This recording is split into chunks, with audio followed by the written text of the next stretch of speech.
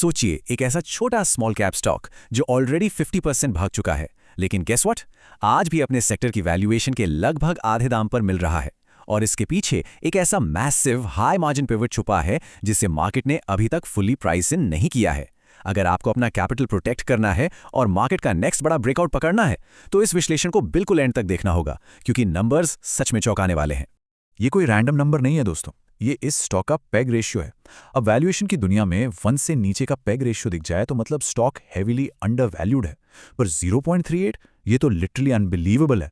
और ध्यान रखिए, इनके Q4 अर्निंग्स बस आने ही वाले हैं। इस इवेंट से पहले इन फैक्ट्स को समझना बिल्कुल ABCD की तरह जरूरी हो गया है। तो सीधा आते हैं पॉइंट पर। हम बात कर रहे हैं व्हील्स इंडिया की। इसका NSE टेकर है WHEELS। फिलहाल इसका आकलन करीब 1053 रुपए पर हो रहा है और मार्केट कैप लगभग 2572 करोड़ रुपए है, यानी एक प्रॉपर स्मॉल कैप टेरिटरी। पिछले एक ही साल में इसने 50.6% का सॉलिड रिटर्न दिया है। मोमेंटम तो क्लियर दिख रहा है, लेकिन एक रिसर्च एनालिस्ट के नजरिए से सोचें तो इस तेजी के पीछे की असली वजह क्या है, वही तो हमें समझना है। अगर हम वैल्यूएशन को कंपेयर करें तो व्हील्स इंडिया का PE रेशियो सिर्फ 20 के आसपास चल रहा है। अब जरा इसको ऑटो एंसिलरी सेक्टर के एवरेज PE से मिलाकर देखिए, जो कि 42.6 है। डिफरेंस देख रहे हैं? इसका सीधा सा मतलब है कि ये स्टॉक अपने सेक्टर एवरेज से लिटरली आधी कीमत पर ट्रेड कर रहा है। ये हमें एक जबरदस्त मार्जिन ऑफ सेफ्टी देता है, जो कि इस एक्सपेंसिव मार्केट में मिलना आसान नहीं है। Okay, let's dive into this. इस रैली के पीछे का मेन इंजन क्या है? जरा Q3 FY26 के नंबर्स पर ध्यान दीजिए। इनका कंसोलिडेटेड नेट प्रॉफिट सीधा 44% जंप करके 36.07 करोड़ पर पहुंच गया और रेवेन्यू में भी 21.9% का उछाल आया। ये नंबर्स क्लियरली एक शानदार ऑपरेशनल लेवरेज दिखा रहे हैं, यानी कंपनी की एफिशिएंसी बढ़ रही है और उसका सीधा पॉजिटिव असर इनके बॉटम लाइन पर नजर आ रहा है। If you are finding this deep dive analysis helpful, make sure to like, share, and subscribe to our channel Wish Socceror right now. And if you want to connect with us directly for learning and quick market updates, join our free WhatsApp group. You will find the link right on our channel page. Back to our analysis. अब हम बात करेंगे उस छुपाए हुए catalyst की जो इस पूरी स्टोरी को बदल देता है। व्हील्स इंडिया अब सिर्फ एक पुराने स्टाइल के ऑटो एंसिलरी कंपनी नहीं बची है। इनका 45% रेवेन्यू अब एक completely diversified non auto segment से आ रहा है। इसका इंपैक्ट समझ रहे हैं? अगर ऑटो सेक्टर में कभी स्लोडाउन या मंदी आती भी है, तो ये कंपनी अब काफी हद तक उस साइकिल से इंसुलेटेड और सुरक्षित है। सो सवाल उठता है, ये मैसिव नॉन ऑटो रेवेन्यू आखिर आ कहां से रहा है? दरअसल व्हील्स इंडिया अब कैटरपिलर जैसे ग्लोबल माइनिंग और कंस्ट्रक्शन जायंट्स को हेवी फैब्रिकेटेड कंपोनेंट्स सप्लाई कर रही है। एक तरफ सरकार का इंफ्रास्ट्रक्चर और कैपेक्स पर इतना भारी खर्च और दूसरी तरफ एक स्टेडी एक्सपोर्ट डिमांड, ये दोनों फैक्टर्स मिलकर इनके ऑफ हाईवे व्हील्स और अर्थ मूवर सेगमेंट की ग्रोथ को लिटरली एक अलग ही लेवल पर पुश कर रहे हैं। और अब आती है सबसे एक्साइटिंग बात, विंड एनर्जी। व्हील्स इंडिया अब वेस्टस जैसे ह्यूज ग्लोबल प्लेयर्स को विंड मिल के टर्बाइन पार्ट्स और स्ट्रक्चरल बेसिस सप्लाई कर रही है। हम सब जानते हैं कि ग्लोबल लेवल पर रिन्यूएबल एनर्जी की डिमांड किस तेजी से बढ़ रही है, और यहाँ सबसे बड़ा कैच ये है कि इनका नया कैपिटल एक्सपेंडिचर जो स्पेसिफिकली इस विंड कैपेसिटी को बढ़ाने के लिए था, वो FY27 में पूरी तरह से ऑनलाइन आ जाएगा। पर इन सब में सबसे बड़ा गेम चेंजर क्या है? वो है इनका मार्जिन एक्सपेंशन। देखिए, पहले ये एक वॉल्यूम हैवी पर लो मार्जिन बिजनेस हुआ करता था।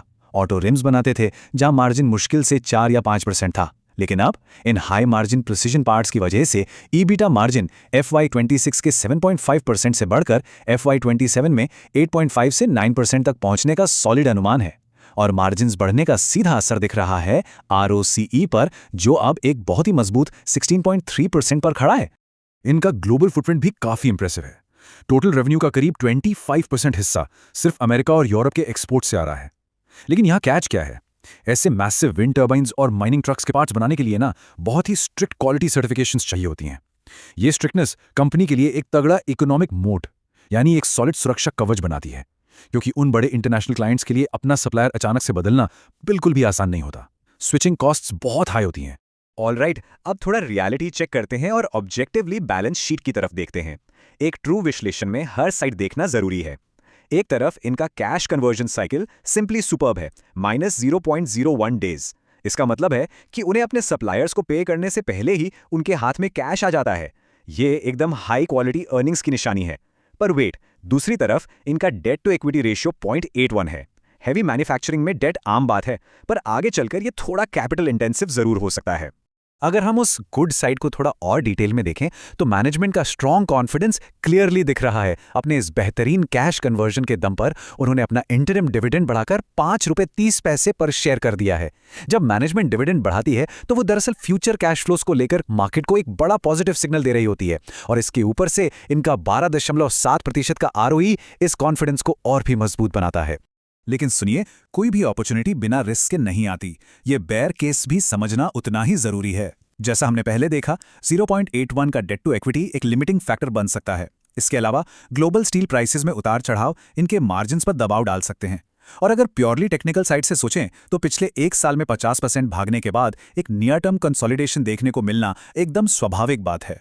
अब अगर शेयर होल्डिंग पैटर्न पर नजर डालें तो तस्वीर काफी क्लियर है। प्रमोटर्स ने अपनी पकड़ बिल्कुल टाइट रखी हुई है, एक मजबूत 58.31% शेयर होल्डिंग्स के साथ। ये अपने आप में एक बहुत ही पॉजिटिव साइन है। हालांकि FIIs और DIs ने हाल ही में थोड़ी बहुत माइल्ड प्रॉफिट बुकिंग जरूर की है, और रिटेल इन्वेस्टर्स यहां लगभग 30.9% होल्ड करते हैं। So what does this all mean? आगे होने क्या वाला है? आने वाले Q4 नतीजे सबसे बड़ा मेक और ब्रेक कैटलिस्ट हैं। मार्केट एस्टिमेट्स के हिसाब से रेवेन्यू 880 से 980 करोड़ के बीच रहना चाहिए। अगर इस स्टॉक को अपनी रीसेंट पिछली रैली जस्टिफाई करनी है तो कम से कम 8 से 12% की वॉल्यूम ग्रोथ दिखानी ही पड़ेगी। अगर वहां थोड़ी भी चूक हुई तो हमें एक शॉर्ट टर्म करेक्शन देखने को मिल सकती है। टेक्निकल चार्ट तो बिल्कुल एक अलग ही कहानी कह रहा है। एक जबरदस्त बुलिश स्टोरी। 1110 रुपए के लेवल पर एक शानदार और डिसाइसिव ब्रेकआउट मिला है। MACD और वाइडनिंग बॉलिंजर बैंड्स दोनों ही स्ट्रांग मोमेंटम दिखा रहे हैं। स्ट्रैटेजी वाइज बात करें तो अगर नतीजे स्लाइटली वीक भी आते हैं और स्टॉक 980 रुपए से 1050 रुपए के जोन में डिप करता है तो फंडामेंटल बेस पर वो अक्यूमुलेशन के लिए एक काफी अच्छी अपॉर्चुनिटी बन सकती है। तो इन सब फैक्टर्स को मिला के फाइनल प्रोजेक्शंस क्या निकलते हैं? अगर हम एक बिल्कुल कंजर्वेटिव EPS ग्रोथ ले और इस नॉन ऑटो पिवट से मिलने वाली री रेटिंग को कंसिडर करें तो 22 से 25 के फॉरवर्ड पी के आधार पर आने वाले 12 से 18 महीनों का फंडामेंटल टारगेट प्राइस आराम से 1250 से 1300 रुपए के बीच निकल कर आता है। इस प्योर विश्लेषण का निष्कर्ष यही है कि फिलहाल होल्ड करना या डिप्स आने पर कॉशियसली एक्यूमुलेट करना एक प्रैक्टिकल अप्रोच लगती है। हमारे इस विश्लेषण के साथ जुड़ने के लिए आपका बहुत धन्यवाद। Disclaimer: We are not SEBI registered advisors. This video is for educational and learning purposes only. Please do your own research or consult your own financial advisor before taking any financial decisions. तो आखिर में एक बड़ा सवाल वही छोड़कर जाते हैं, क्या व्हील्स इंडिया सच में आने वाले साल का सबसे बड़ा मल्टीबैगर बनेगा, या आगामी Q4 नतीजे इसकी रफ्तार बदलेंगे? सोचिएगा जरूर और आगे सीखते रहिए।